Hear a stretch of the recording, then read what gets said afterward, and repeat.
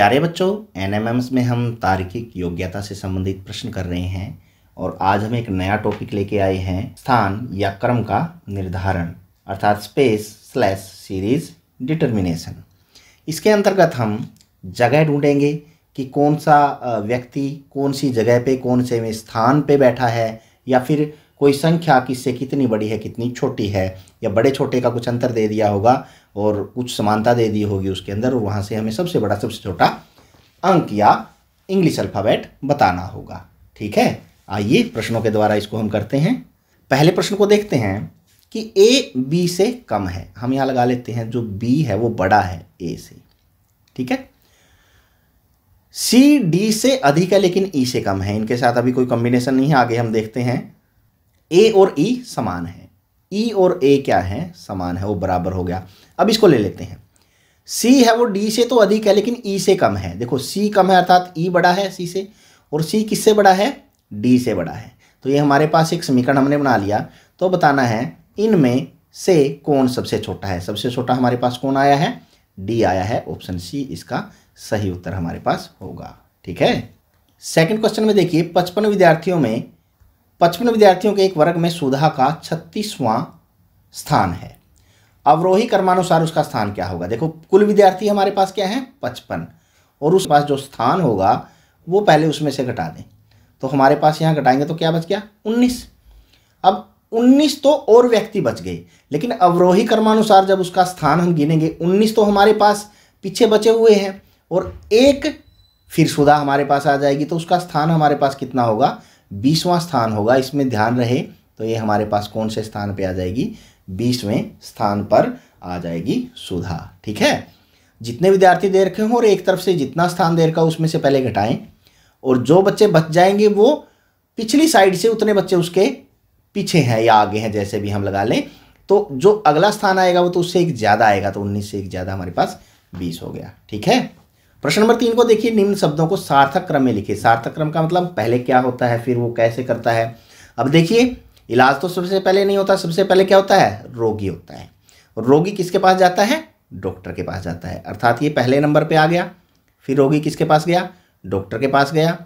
फिर डॉक्टर ने क्या किया, रोग की जांच की, निदान करने का उसका प्रयास करेगा वो, और निदान के बाद फिर वो उसका इलाज शुरू कर देगा। उसको पहले आइडेंटिफाई करेगा कि क्या रोग है, फिर उसका इलाज शुरू कर देगा, और इलाज शुरू करने के बाद फिर उसको स्वास्थ्य लाभ होगा। तो क्रम हमारा ये होगा 4 फिर 2 फिर 3 1 5। देखिए 4 2 3 1 5 ऑप्शन डी के अंदर ये सारा दे रखा है, तो ऑप्शन डी इसका सही उत्तर है। ठीक है, फोर्थ क्वेश्चन को देखिए कि निम्न संख्याओं में से दूसरी संख्या कौन सी होगी यदि संख्याओं को अवरोही क्रम में व्यवस्थित करें। अवरोही क्रम हमारे पास कौन सा क्रम होता है, घटता क्रम होता है। घटता क्रम, घटता क्रम का मतलब सबसे पहले क्या आएगी, सबसे बड़ी संख्या आएगी। तो सबसे बड़ी संख्या इनमें से देखिए कौन सी है, ये है 875। फिर उसके बाद दूसरे नंबर पे क्या है 752। तो इसने पूछी ही दूसरी संख्या है, हमें आगे लेने की जरूरत ही नहीं है। तो 752 दूसरे नंबर पे है, तो ऑप्शन बी में 752 हमारे पास है, तो ये इसका सही उत्तर है। यदि आगे पूछता तो हम वहां तक जाते। ठीक है, ये निर्देश पढ़ते हैं इन प्रश्नों के लिए कि निम्नलिखित सूचनाओं को ध्यानपूर्वक पढ़कर नीचे दिए गए प्रश्नों के उत्तर दीजिए। सूचना इतिहास की परीक्षा में योगेश के अंक समीर के अंक का 4/5 है। अर्थात जो योगेश है, योगेश के अंक हैं वो किससे कम है, हमारे पास ये देखा जाए समीर से कम है, क्योंकि समीर के ज़्यादा हैं। समीर का यदि 4/5 भाग योगेश है तो कम है उसके। ठीक है, विजय के अंक योगेश से तो अधिक हैं लेकिन सुनील से कम है। विजय के अंक क्या कह रहा है, वो किससे अधिक है, योगेश से तो अधिक हैं लेकिन सुनील से अधिक नहीं है। अब विजय यहां आएगा या यहां आएगा। देखो विजय के जो अंक हैं यहां पे हम लिख लेते हैं विजय के अंक सुनील से कम है। यहां हमारे पास सुनील आ गया, सुनील से कम है लेकिन क्या है, योगेश से ज्यादा है। आशुतोष के अंक समीर के अंक से अधिक हैं। समीर से ज्यादा हमारे पास क्या आ गया, आशुतोष आ गया, लेकिन सुनील के अंक से कम है, आशुतोष आ गया। ठीक है, आशु लिख लेते हैं छोटी फॉर्म में, आशुतोष। अर्थात सुनील के सबसे ज़्यादा हैं, उसके बाद आशुतोष के हैं, फिर हमारे पास समीर और विजय। समीर और विजय को हम ध्यान से देखें तो समीर के अंकों का पता नहीं है लेकिन योगेश से ज़्यादा है। यहाँ भी देख रखा है विजय के अंक योगेश से तो अधिक है लेकिन सुनील से अधिक नहीं है। सुनील से अधिक नहीं है तो सुनील से तो कम ही है। तो इन दोनों के स्थान का सही तरीके से पता नहीं है। या तो यहाँ या गलती हुई है, यहाँ सुनील की जगह यहाँ क्या आना था, यहाँ पे समीर आना था। यदि समीर आ जाता तो क्लियर हो जाता फिर कि विजय हमारे पास फिर चौथे नंबर पे यहाँ पे आ जाता फिर बीच में, ठीक है। लेकिन फिर भी जो क्वेश्चन में पूछ रखा हो देखते हैं, किसने सबसे अधिक अंक प्राप्त किए। सबसे अधिक किसने किए, सुनील ने अंक प्राप्त किए, ठीक है। सुनील ने सबसे अधिक अंक प्राप्त किए। दूसरा 10वां प्रश्न है कि अंकों के अवरोही क्रम में दूसरे स्थान पर कौन है। ये अवरोही क्रम है, सबसे ज़्यादा, फिर उससे कम, फिर उससे कम, फिर सबसे कम, ऐसे ही होता चला जाएगा। तो दूसरे स्थान पे सुनील के बाद हमारे पास क्या आ रहा है, आशुतोष आ रहा है। तो ऑप्शन सी इसका सही उत्तर हमारे पास होगा, ठीक है। तो ऑप्शन सी ये सही उत्तर है। 11वां क्वेश्चन है कि निम्नलिखित शब्दों को उस क्रम में लिखिए जिसमें शब्दकोश में पाए जाते हैं और फिर अंतिम शब्द ज्ञात कीजिए। अब पाए जाते हैं का मतलब तो पहले हम देखते हैं कि देखो SOL SOL SOL सब में है, सेम है। उसके बाद वाले अंक देखते हैं U V V O। इनमें सबसे पहले क्या आता है, O आता है। तो डिक्शनरी में सबसे पहले नंबर पे ये मिलेगा LMNO PQRSTU U आ गया और उसके बाद V आता है, अर्थात ये दोनों अब इनके V समान है। दूसरे नंबर पे U आ गया तो इसके आगे देखना हमें E भी समान है, देखो ध्यान से देखिए, N भी समान है आगे, फिर T और C, इसमें से कौन पहले आता है, C पहले आता है। तो ये तीसरे नंबर पे होगा हमारे पास और ये हमारे पास चौथे नंबर पे होगा। तो ज्ञात करना है कि अंतिम शब्द कौन सा है। अंतिम शब्द है सॉल्वेंट, जो ऑप्शन बी पे हमें दे रखा है, ठीक है। 12वां प्रश्न है कि निम्नलिखित शब्दों को उस क्रम में रखो जिसमें शब्दकोश में पाए जाते हैं। शब्दकोश डिक्शनरी के अंदर जिस प्रकार से इस प्रकार हम देखते हैं, इनमें देखिए WAT तीनों में है, ठीक है। उसके बाद क्या आ गया फिर C तीन में C है, एक में E C के बाद आता है तो चौथे नंबर पे तो ये हो गया क्योंकि बाकी में तो C है। उसके बाद H भी सब में सेम है, H सब में सेम है और यहाँ आगे खत्म है। तो पहले नंबर पे हमारे पास क्या आ गया, वाच आ गया। उसके बाद हमारे पास I ABCDEF पहले आता है तो ये दूसरे नंबर पे, फिर GHI आता है तो ये हमारे पास तीसरे नंबर पे। इस प्रकार से इनका क्रम हमारे पास बनेगा, पहले वाच, फिर वाचफुल, फिर वाचिंग और उसके बाद वाटर हमारे पास आएगा। तो देखिए इसने पूछा है कि पाए जाते हैं तथा दूसरा शब्द ज्ञात कीजिए। दूसरा शब्द हमारे पास क्या आया है, वाचफुल आया है, जो ऑप्शन डी के अंदर इन्होंने दे रखा है, ठीक है। 13वां 50 विद्यार्थियों की कक्षा में एक लड़के का स्थान ऊपर से 31 है, नीचे से उसका स्थान। बिल्कुल हम ये क्वेश्चन कर चुके हैं। 50 में से सबसे पहले जो ऊपर से स्थान है वो घटा लेते हैं। ऊपर से स्थान घटा दिया तो हमारे पास क्या आ गया 19। अब 19 और बच गए हैं बाद में, तो उसमें से फिर एक और जोड़ देंगे तो हमारे पास कितना आंसर हो जाएगा, 20 हो जाएगा, जो ऑप्शन ए के अंदर है। ये प्रश्न हम पहले भी कर चुके हैं, वहां से इसको समझिए, ठीक है। 17वें क्वेश्चन को देख लिए, एक्स का ज्ञान ए से ज़्यादा है। एक्स का जो ज्ञान है, एक्स का ज्ञान वो किससे ज़्यादा है, ए से ज़्यादा है, ए से ज़्यादा है, ठीक है। वाई बी का बराबर ज्ञान है, जेड का ज्ञान सी से कम है, ए वाई से ज़्यादा जानता है। ए किससे ज़्यादा जानता है, वाई से। और वाई का ज्ञान किसके बराबर है, बी के बराबर है, दे दिया ना।